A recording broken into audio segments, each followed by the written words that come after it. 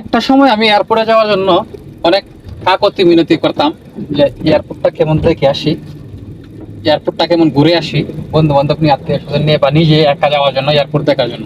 আর এখন মালিকের ইচ্ছা, আল্লাহ তাআলার অশেষ রহমতে, আপনাদের দোয়া কেরাতে দিনের মধ্যে দিনের মধ্যে 3বার এয়ারপোর্টে আসা লাগে, 2বার এয়ারপোর্টে আসা লাগে। এই যে আজকে শনিবার, শুক্রবার দিন কিন্তু বিকালে একজন লোক এয়ারপোর্টে আমি ছাইরে গেছি। তারপর এখন বাংলাদেশ, আসলে এটা একটা হাস্যকর বিষয় এবং নিজের কাছে অনেক কিছু এখান থেকে ফিল করার মতো, বোঝার মতো অনেক কিছু আছে। দিনের মধ্যে 3বার এখন এয়ারপোর্টে আসি।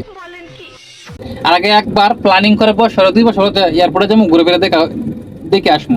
এই দেখেন, এখন আমি এয়ারপোর্টে যাত্রী নেওয়ার জন্য আছি, সকাল 9:30 বাজে। আমার একজন ইন্ডিয়া থেকে যাত্রী আসবো, আমাদের কোম্পানির, আমাদের ম্যানেজার, তাকে নেওয়ার জন্য আমি আসছি যে গাড়ি নিয়ে। আর এখন ভিতরে পার্কিং নেই, সেই জন্য আমি ফ্রি পার্কিং এ আসছি। মানে এখানে টাকা লাগে না গাড়ি পার্কিং করলে, অনেক সাইডে। যদি এখানে এসে আমি ওয়েটিং এ বসে, তখন চিন্তা করলাম এক সময় এয়ারপোর্টে যাওয়ার জন্য টাকা খরচ করে চেষ্টা করছি, আর এখন ফ্রি ভাবে দিনের মধ্যে 3বার আসা লাগে, বিরক্ত লাগে। মানে বিরক্ত লাগে যে এত কাজ কেন বলে, আর এয়ারপোর্টে যাওয়ার জন্য একটু পর কেন বলে। এই জিনিসটা আল্লাহ তাআলার কাছে আমি লাখো কোটি শুকরিয়া আদায় করি। আল্লাহ তাআলা ইচ্ছা করলে মানুষকে কি না করতে পারে, বুঝছেন। বিদেশ এসে টাকা কামাই করতেছি, দেশ সফর করতেছি, ট্যুর করতেছি। আমার মনে হয় যে বিদেশ এসে গাড়ি চালানো মানে চাকরি না, বিদেশ এসে গাড়ি চালানো মানে এই মন একটা ফিল হয়।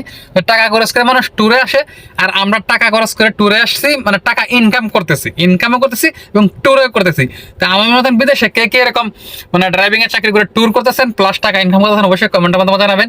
আর ভিডিওটা ভালো লাগলে অবশ্যই শেয়ার করে দিবেন। আর আমার পেজটা নতুন হয়ে থাকেন, অবশ্যই আমার পেজটা বলে দেবেন। সকলে ভালো থাকবেন, সুস্থ থাকবেন, খোদা হাফেজ।